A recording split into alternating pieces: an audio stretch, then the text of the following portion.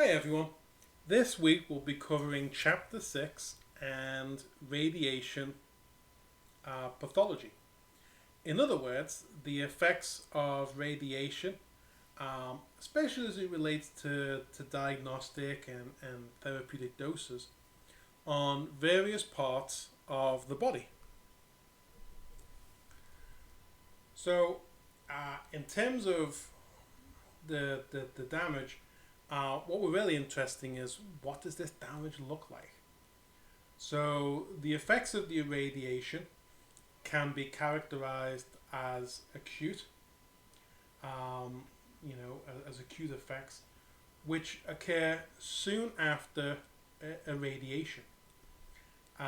Or they can be referred to as late or chronic effects, which obviously occur sometime later. Normal tissues can be divided into two categories too. Acutely responding or late responding. And this doesn't depend upon what is observed. For example, the differences in structure, morphology, or loss of function. This only refers to when it occurs. So how long after irradiation are the effects observed? So just to clarify, you have acute and chronic effects that can both occur in acutely responding and late responding tissues. Let's look at the acute effects. When we talk about acute effects or acute responding normal tissues, the timing is dependent on the turnover kinetics of the target cells in the parenchyma of the tissue.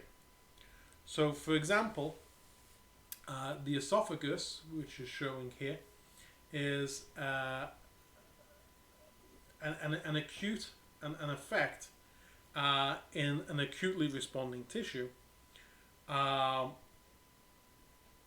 would be the esophagitis, right? The inflammation of this esophagus.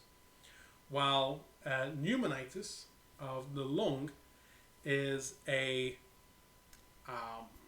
chronic effect in late responding tissues. But in terms of local inflammations, they're very common for acute effects, regardless of the issue. And so as we go through these different pathologies, you'll see that the inflammations are usually the first thing that you observe. So also in terms of acute effects, as expected, the higher the dose of radiation, the greater the damage, right? However, dose rate is also important. Lower dose rates are believed to allow for some of the sublethal damage to be repaired. And so if you have high dose rate, then obviously you're not allowing the tissue to repair as much. But in terms of a lot of the acute effects, sometimes it's not the radiation damage itself. It's that you can get complications due to infections, and then these can play a large role in the tissue response.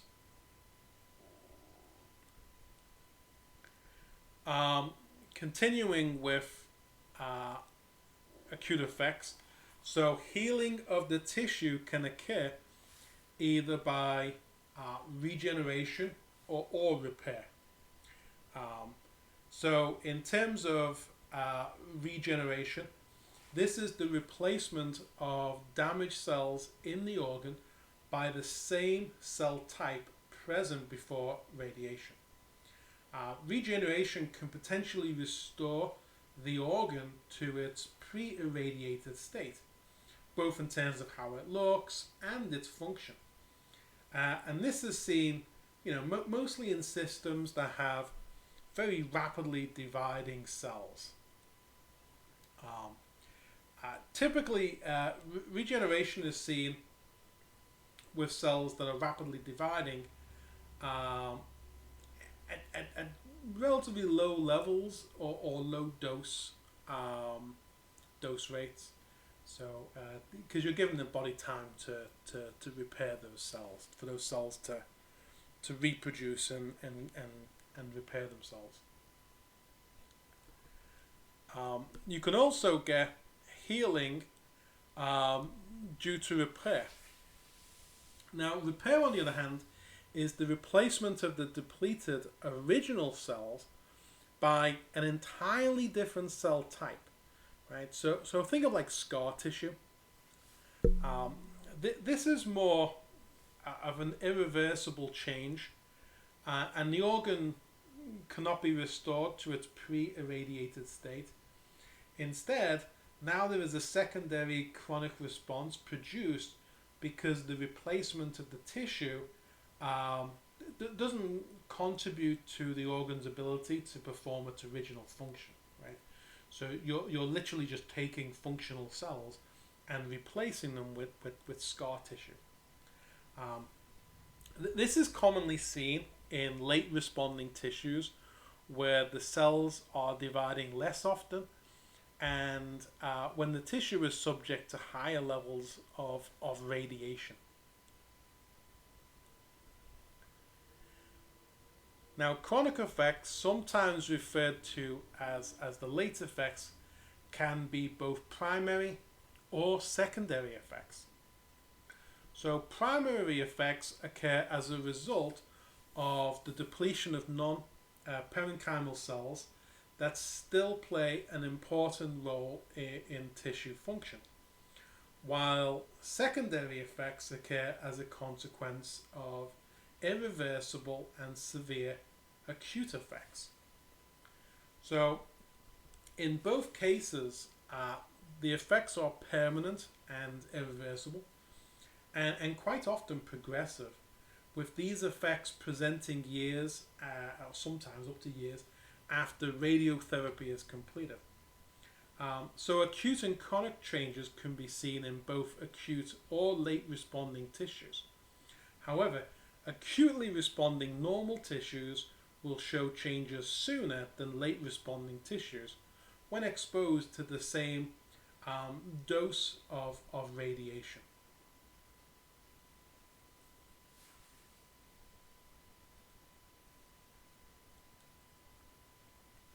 Other factors that can play a part in this include the volume of the organ that is being irradiated.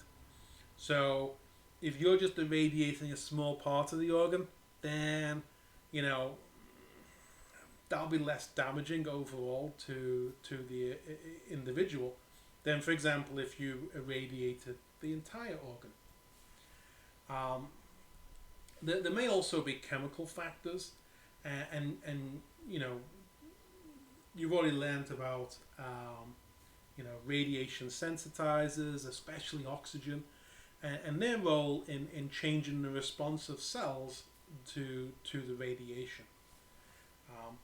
However, chemicals can also mitigate the effects of radiation too, right? Or increase the effects. And so there are other factors that do play a part. So as mentioned, a decreased dose rate increases the severity of the damage, and repopulation, or the growth of surviving cells, is generally a good thing, at least for normal cells. However, if we're talking about tumor cells, then the rapid proliferation of those tumor cells is definitely a bad thing. And another factor in the severity of the effects is where the cells are in the cell cycle as well, which we've talked a little bit about earlier. Alright, the next video will start to go through all the different systems and talk about what effects are happening in particular for those given tissues.